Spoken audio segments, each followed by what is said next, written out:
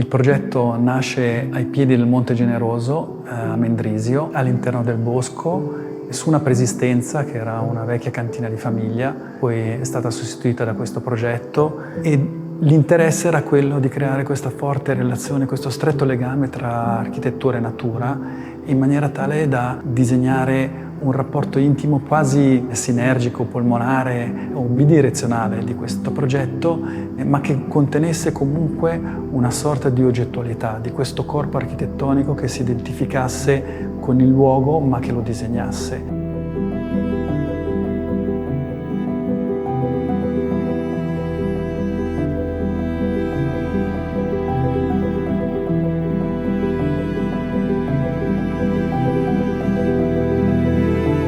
Il progetto è concepito come se fosse una sorta di monolite, quindi interamente in calcestruzzo armato faccia vista, sia i pavimenti che le pareti che le coperture. Questo per dare un senso proprio di forte contestualizzazione con la forza della montagna e dare un senso anche di caverna, di primitivo, di sensazione di sentirsi in un luogo protetto.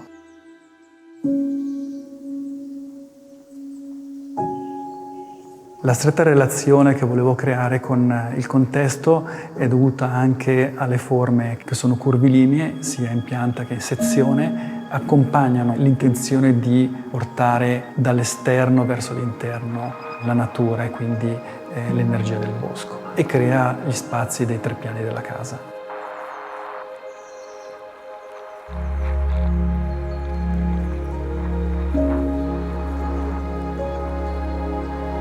Il corpo architettonico è costituito da 4 blocchi, all'interno dei quali ci sono le infrastrutture della casa come i bagni, l'ingresso, la dispensa e il guardaroba e tutto il resto è spazio libero che crea le diverse realtà con lo spazio circostante. Il piano intermedio è il piano conviviale nel quale si mangia, quindi è concepito con delle isole con diverse tipologie di tavoli, un tavolo più grande nel quale ci si può radunare e stare insieme per una cena con più persone, un tavolo più piccolino per tutti i giorni, il terzo è un tavolo più alto fatto anche per gli aperitivi.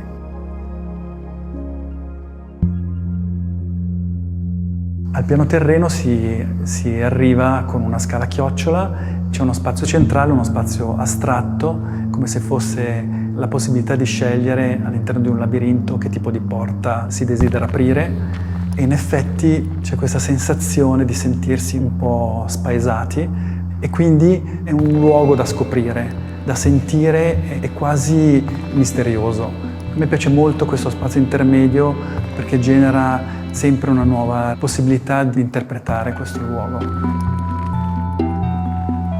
Le camere sono molto spartane, c'è un letto e una tenda che crea questo rapporto filtrato tra l'interno e l'esterno. Per me è interessante che ogni singolo spazio della casa possano essere dei luoghi un po' speciali.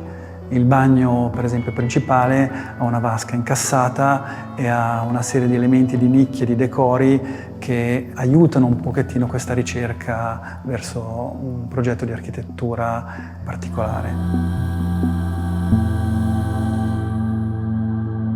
Tutte le porte, sia quelle scorrevoli che quelle a battente, sono di colore bordeaux all'interno di tutto il progetto, anche la cucina e la scala a chiocciola.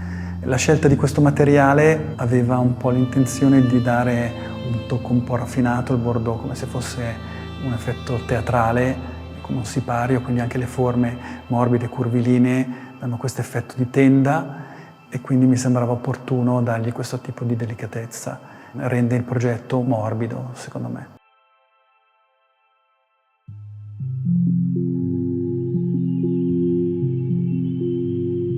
Il secondo piano è il piano del sogno ed è un open space ed è il luogo in cui finalmente si gode a 360 gradi quello che è il bosco intorno alla casa e soprattutto il rapporto con le fronde degli alberi, le foglie, il cambiare delle stagioni, quindi c'è sempre un rapporto molto dinamico con il luogo che cambia, ogni giorno c'è una tonalità di luce, di colori della natura che sono sempre diversi E questo progetto, che è molto semplice, ha una copertura che è appoggiata perimetralmente da 4 punti.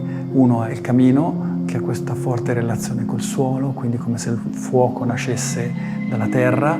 Dalla parte opposta c'è un elemento che è l'aria, quindi molto più etereo. Il terzo elemento è l'elemento della scala, che rappresenta la terra, quindi il movimento anche tra i 3 piani del progetto. E il quarto elemento è l'elemento acqua, definito da questo piccolo bagno di servizio che unisce i 4 elementi principali della casa. All'ultimo piano tutte le forme di calcestruzzo che disegnano il progetto convergono ad un lucernario centrale che dà una sorta di sacralità allo spazio, come se fosse un piccolo tempio e uno spazio in un certo modo anche di meditazione, di calma, ed è un posto in cui godersi il rapporto con la natura. Il desiderio era quello di dare al cemento un effetto molto morbido, quindi è stato trattato con estrema delicatezza, come se fosse un tessuto. Infatti al tatto è come se fosse vellutato. Allo stesso modo, per dare un'idea, come nelle ville palladiane, il pavimento è stato levigato ed è anche in questo caso monolitico, nel quale è stata integrata anche tutta la parte di riscaldamento, quindi non ci sono giunti ed è un elemento unico. Per quanto riguarda la luce artificiale, ho scelto dei piccoli elementi che sono stati disegnati proprio per il progetto, come se fossero dei lumini, come se la casa fosse idealmente illuminata delle candele.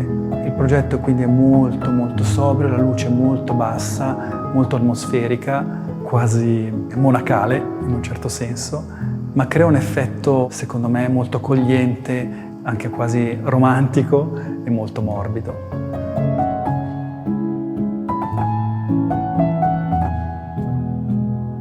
Per me era importante che ci fosse questa forte sensazione di essere in uno spazio primitivo e che ci fosse la sensazione di vivere anche in maniera molto semplice questo luogo, per cui da una parte è anche molto spoglio, molto semplice, i materiali sono ridotti al minimo, non per un'idea di minimalismo, ma per un'idea proprio di riduzione e di semplicità.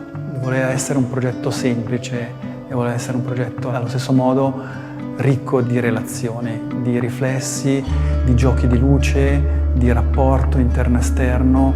Tutti i materiali di questa casa, sia i pavimenti che le pareti, vivono sempre dei riflessi delle foglie, della luce, delle tonalità del luogo. Quindi il grigio del calcestruzzo diventa un grigio estremamente colorato. Anche i serramenti hanno un colore leggermente champagne, proprio per accogliere queste piccole tonalità che si modificano con il passare dei giorni, delle ore, delle stagioni e creano diversi tipi di sensazioni e di ricchezza di questo progetto.